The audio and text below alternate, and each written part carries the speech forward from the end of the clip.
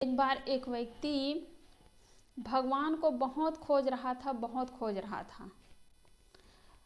ढूंढते ढूंढते वह बेचारा थक करके बैठ गया। फिर किसी व्यक्ति ने बताया कि आप भगवान को ढूंढ रहे हैं तो आप सदगुरु कबीर साहब के पास जाइए।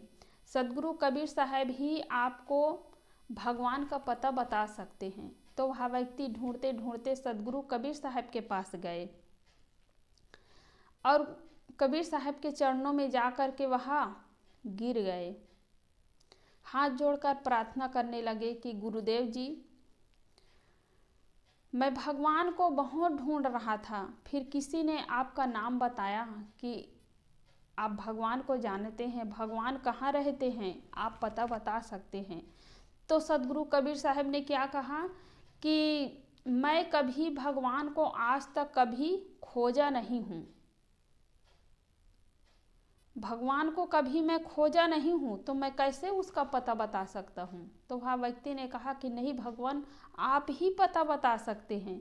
तब सदगुरु कबीर साहब ने क्या कहा, यह मन तो निर्मल भया जैसे गंगा नीर, पीछे पीछे हरि फिरे कहत कबीर कबीर।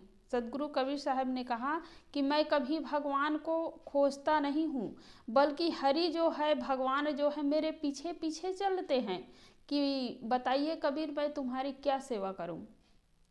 सदगुरु कबीर साहब कहना चाहते हैं कि भगवान कहीं बाहर नहीं है जिनको खोजना पड़े, भगवान अपने भीतर में है। मैं कभी भगवान को खोजता नहीं हूँ, मैं केवल अपने मन को निर्मल बना लिया, मैं केवल अपने मन को पवित्र बना लिया और मन पवित्र हो गया, मन में शांति आ गई, तो आप खुद भगवान हैं।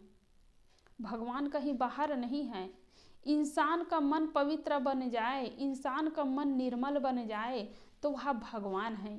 इसीलिए कहते हैं ना कि जब बच्चा छोटा होता है, जब जन्म लेता है, तो उनका मन कितना पवित्र रहता है ना। तो उसको भगवान के दर्जा क्यों देते हैं? क्योंकि उनके मन में न ईर्ष्या है, न राग है, न द्वेष है, न छल है, न कपट है, कोई प्रकार की गंदगी नहीं है उनके मन में। बच्चे का मन एकदम पवित्र रहता है। वो बच्चा धीरे धीरे बढ़ता है तो बाहर की जो गंदगी है उनके मन में आती है। बाहर जो दृश्य देखते हैं समाज का, अपने परिवार का, गांव का, सब ये देख देख करके उनके मन में एक गंदगी आती है। लेकिन बच्चा जब जन्म लेता है तो कोई गंदगी नहीं रहती है। तो ऐसे जिनका मन पवित्र होता है, जिनका मन निर्मल होता है, वही भगवान हैं। अपने भीतर के जो भगवान है उसके पता बताते हैं। इसलिए संत गुरुजनों से बढ़ करके कोई इस संसार में भगवान नहीं है। संत गुरु इस संसार में ना होते तो पता नहीं कहाँ संसार के लोग भटकते। संत एक वृक्ष के समान हैं। संत वृक्ष सद ज्ञान फल, शीतल शब्द विचार, जग में होते संत नहीं तो जल मरते संसार। जैसे वृक्ष है तो वृक्ष ठंडी, धूप, वर्षा सबको सहन करते हैं वृक्ष। वैसे संत गुरुजन इस संसार में जिनकी जैसी बुद्धि होती है, सब उल्टा पुल्टा लोग बोलते हैं और उसको सहन करते हैं।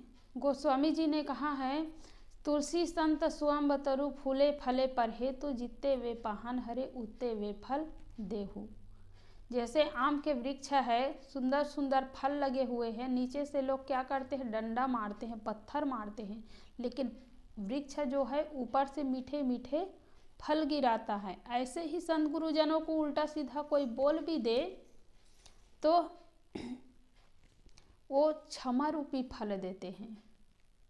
उनके मन में कभी क्रोध नहीं आता है। वो सोचते हैं कि जिनकी जैसी बुद्धि होती, जितनी पहुंच है उतना ही तो काम करेगा, उतना ही तो व्यवहार करेगा। उनके पास अच्छी समझ ही नहीं है तो वहाँ कहाँ से अच्छी वाणी बोल सकेगा, अच्छा व्यवहार कर सकेगा। वो अज्ञानी है। तो उनके मन में एक दया भाव जग जाता है और क्षमा रूपी फल देते हैं। संत गुरुजन जो होते हैं सही अर्थ निकालते हैं। जैसे किसी ने उसको उल्टा सीधा बोल दिया तो सही अर्थ निकाल करके जीते हैं। हम सोचते हैं हमें कोई उल्टा सीधा बोल दे तो हम चुप बैठने वाले नहीं, क्योंकि हमारे पास समझ नहीं है, हमारे पास ज्ञान नहीं है। इसलिए जो ज्ञानी होते हैं उल्टी सीधी बात सुनकर भी वो दुखी नहीं होते, क्षुब्ध नहीं होते हैं, बल्कि खुश होते हैं। और कि मेरे बुराई को बता रहे हैं, मेरी गलती को बता रहे हैं। किसी संत को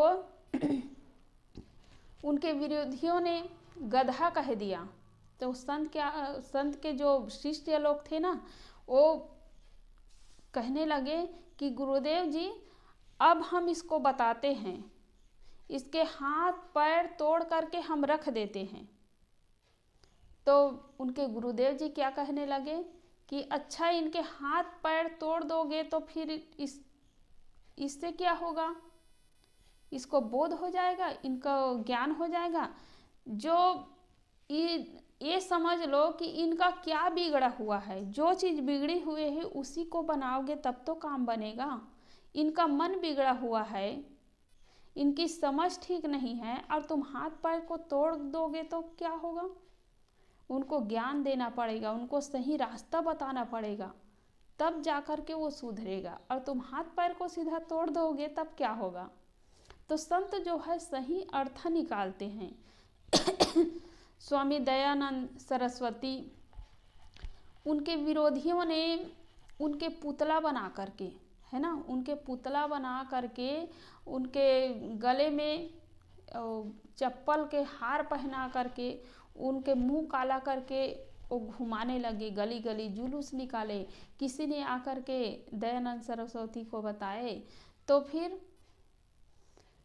वो दुखी नहीं हुए, वो कहने लगे कि अरे करने दो, क्या होगा इससे।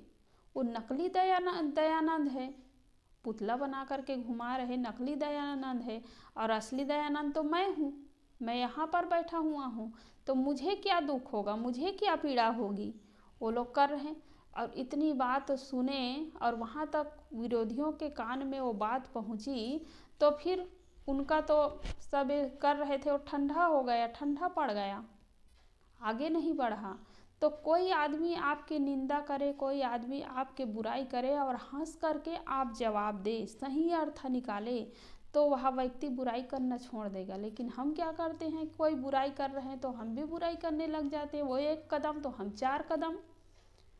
तो इसलिए जो सत्संगी है, जो गुरुजनों के ज्ञान को अपनाते हैं, उनकी समझ ठीक होती है, उनका व्यवहार सही होता है। तो इसलिए जो सद्ग्रंथ है, सत्संग है, उसके लिए समय निकालना चाहिए, गुरु के ज्ञान के लिए समय निकालना चाहिए। तब हमारी समझ बढ़ेगी, तब हमें ज्ञान होगा, तब हमें बोध होगा।